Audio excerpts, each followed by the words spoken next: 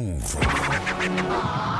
Je sais pas si t'as vu le rapport sur la mémoire de la guerre d'Algérie. En juillet dernier, Emmanuel Macron a demandé une liste de propositions pour aider à faire en sorte d'apaiser les consciences sans occulter le passé colonial de la France. Ce travail a été confié à l'historien Benjamin Stora, spécialiste de la guerre d'Algérie, qui a proposé plusieurs mesures dans un document remis au président le 20 janvier dernier, dans lequel il déclare qu'il faut plus de commémoration, rendre plus fréquent le fait d'honorer les victimes de la colonisation, et mieux enseigner la période à l'école. Ou encore coopérer le plus possible avec l'État algérien. Est-ce qu'il fallait vraiment travailler 6 mois pour proposer ça ? Je sais, c'est pas non plus incroyable, mais d'habitude, l'État il propose un numéro vert où il y a personne qui répond une fois sur deux. Donc bah on verra là.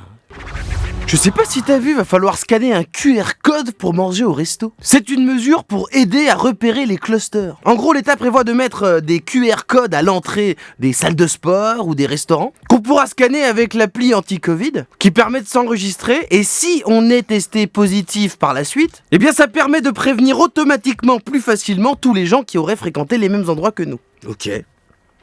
Alors après, par contre, on ne sait pas du tout quand on pourra y aller. Au resto ou à la salle de sport. Ah, le QR code, ouais, mais alors l'ouverture, c'est pas quand.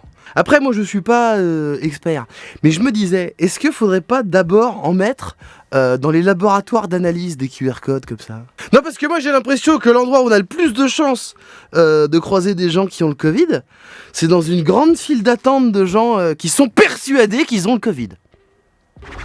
Je sais pas si t'as vu, la politique des masques en Indonésie est assez bizarre. C'est des incidents qui sont déroulés à Bali, où le port du masque est obligatoire depuis l'année dernière. Et si on le porte pas, on peut prendre une amende. Et si on n'a pas d'argent, la police te dit d'accord, tu payes pas, tu fais des pompes. 50 si t'as pas de masque, et 15 si le masque est mal positionné. Pour l'instant, 90% des gens qui ont été sanctionnés sont des touristes étrangers. Doudou, t'as des touristes là ? Y'a des gens, ils ont le droit de partir en vacances ?